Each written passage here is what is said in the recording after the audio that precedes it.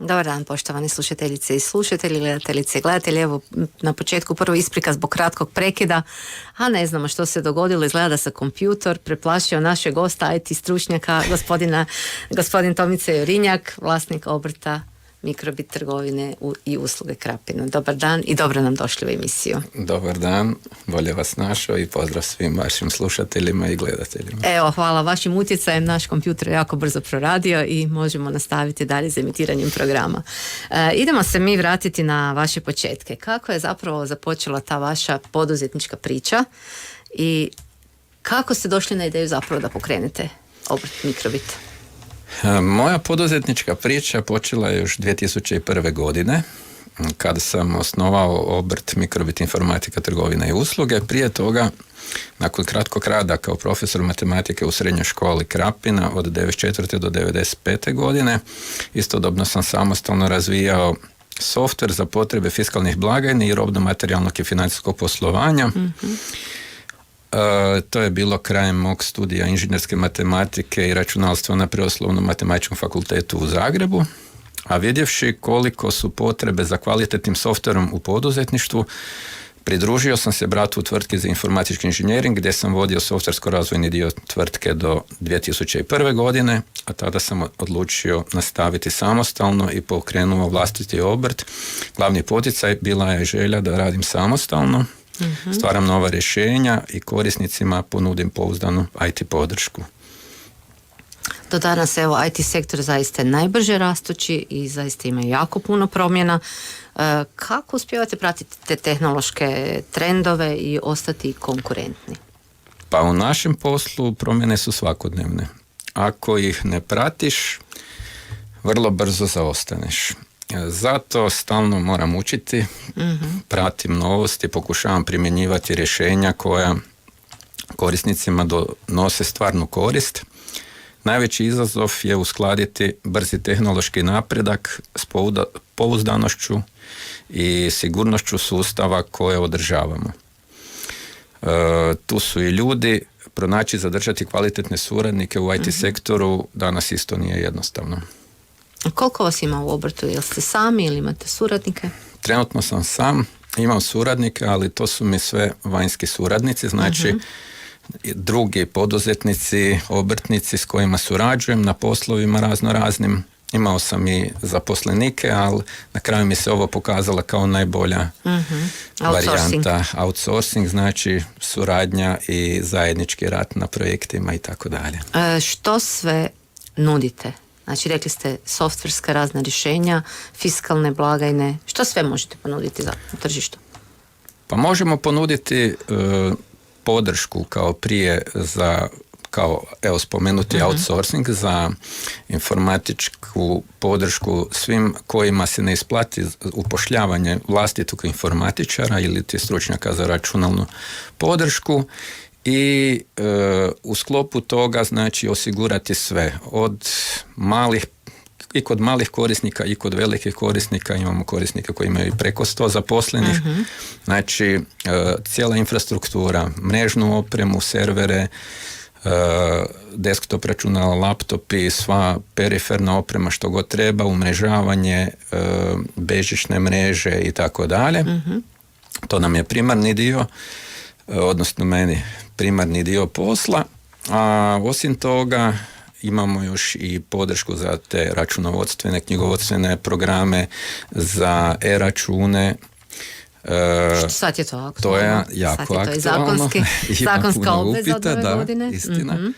I nema panike, svima govorim, nije panika, svi stignu napraviti prilagodbu, još ima dosta vremena, da ne žure i ne potpišu s nekim ugovor s kim neće biti zadovoljni, a imaju onda ugovorne obveze, čak i po 3 godine imaju neke ugovorne obveze, da se znači ne zeznu, da prije promisle i odaberu. Ja im obično preporučim koga vidim da je najpovoljniji na tržištu i koga smatram da će im bez problema odrađivati funkciju informacijskog posrednika, a istovremeno im i preporučim koje im je najbolje aplikativno rješenje za njihovu primjenu, jer zastupamo više aplikativnih rješenja u primjeni za potrebe računa. Vjerojatno ovisi o djelatnostima, ne? Tako je, dosta ovisi o djelatnosti, o veličini poduzetnika, da li radi sa krajnjim potrošačima ili sa tvrtkama i tako dalje.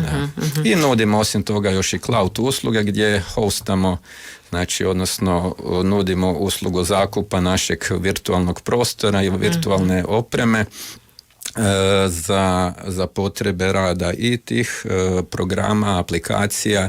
Isto tako hostamo i za web stranice, za mailove i za sve ostalo i izrađujemo prema potrebi aplikativne rješenja za web i web stranice i sve ostalo što je eventualno potrebno. Znači, koliko sam shvatila, imate i savjetodavne i konkretne usluge i odrađivanje.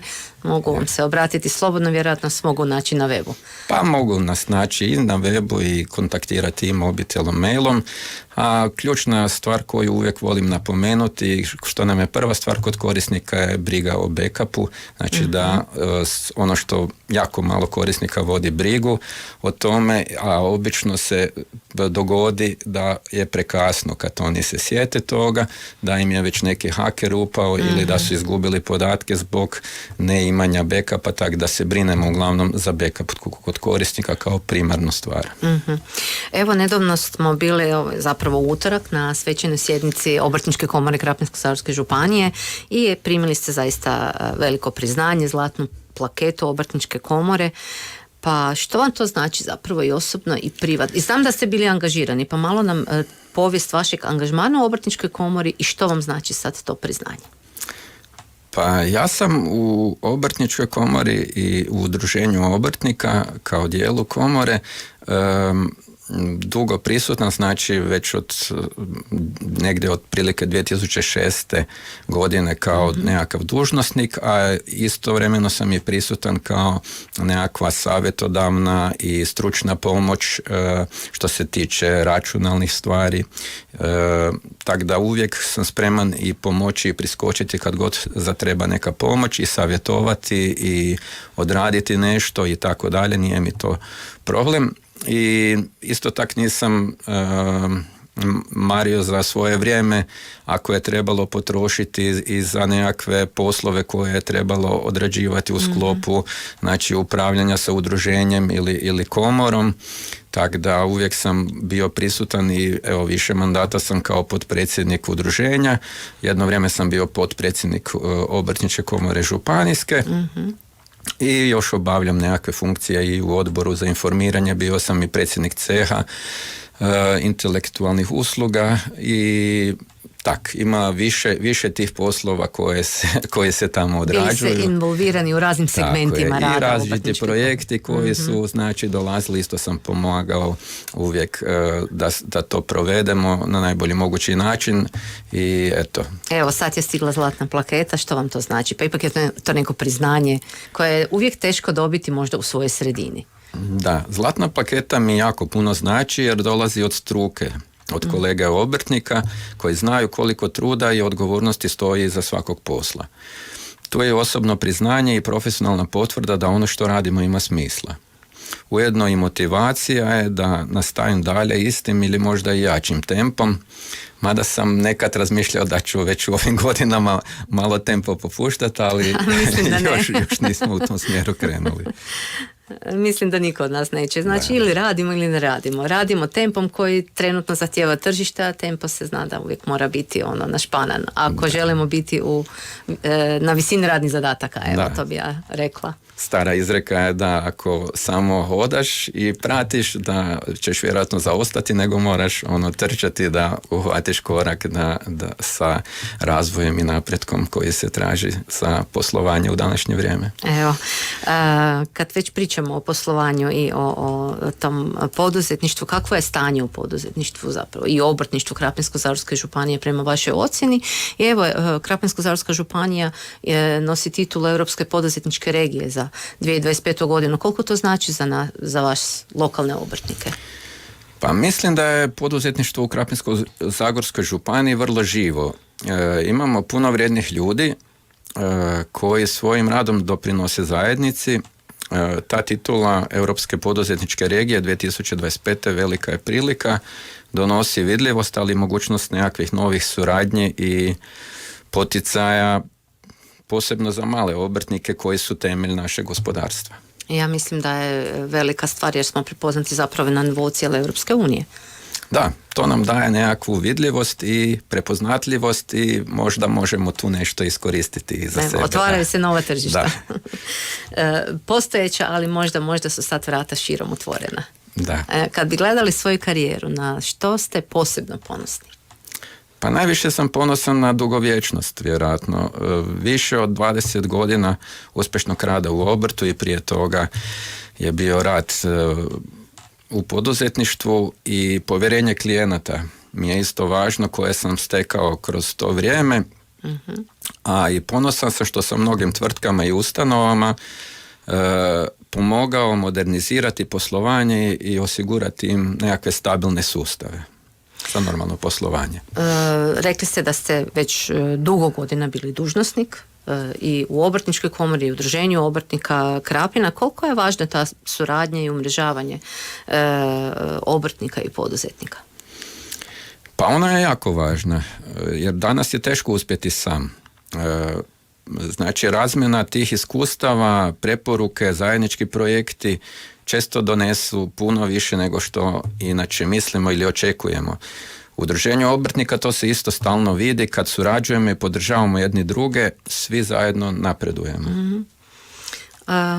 Što je poručili mladima danas? Rekli ste, radili ste i u srednjoj školi, vjerojatno vam je ostalo nešto od iskustva rada s mladima, vjerojatno ste i danas u kontaktu u nekim tvrtkama, pa što bi im poručili, što je važno i pogotovo ako žele otvoriti ili svoj obrt ili poduzeće? Da, je lijepo mi se sjetiti tih trenutaka dok sam radio u školi, mada mi se čini da su se ta djeca dosta izmijenila od onda do danas. Da, generacije su sad generacija Z i ne znam već koji oznaku ima ove nove generacije. Da, nove oznake Milenijalci su otišli, tako da to je puno promjena.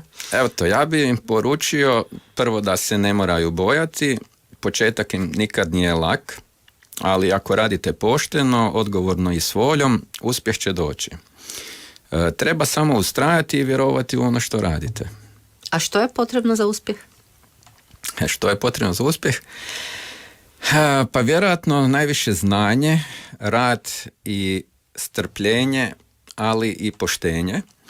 Uspjeh se ne dogodi preko noći, ali kad radite s iskrenom namjerom i ne odustajete, sve se posloži. Najvažnije je ostati dosljedan sebi i svojim vrijednostima. Kad bi gledali svoju karijeru, ovo pitanje vam nisam rekla, je li ima neka anegdota koju bi mogli podijeliti? Ipak je to rad sa kompjutorima, tu se svašta događa, evo i nama se je dogodil kratki nikad se ne zna što je možda uzrok. Je li ima koja anegdota onako smiješna o kojoj ste, na koju ste naišli kod rada s klijentima i naravno sa kompjutorima?